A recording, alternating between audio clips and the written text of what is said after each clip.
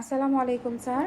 আপনারা তো হচ্ছে এই গত বৃহস্পতিবার মানে 16 তারিখ হচ্ছে আমাদের সিনচির জাপান হাসপাতালে ভর্তি হয়েছেন। একটা অপারেশন হয়েছে আপনার। তো খুবই মানে খারাপ অবস্থা ছিল। তো এখন তো হচ্ছে আজকে ছুটি হয়ে গেছে। তো আমাদের হসপিটালে কেমন লাগলো একটু যদি বলেন। ইনশাল্লাহ ভালোই। যেখানে অপারেশন হয়েছে সেখানে কেমন? সবাই ভালোই দিচ্ছে ইনশাল্লাহ। আচ্ছা, আপনার কেমন লেগেছে একটু বলবেন? আপনি তো সবসময় ছিলেন আমাদের এখানের সিস্টার ডক্টর।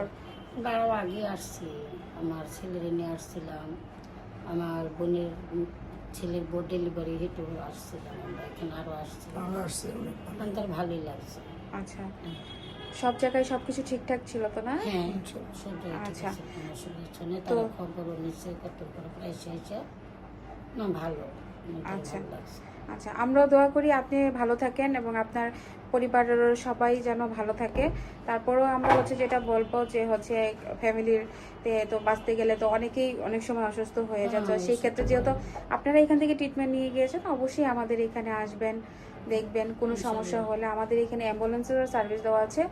যে কোনো সময় যদি মানে ফোন দেন, যোগাযোগ করেন, আমরা অ্যাম্বুলেন্সের সার্ভিসটাও দিতে পারবো। স্যারের সাথে দেখা হয়, এখানেই দেখে যায়। জি জি।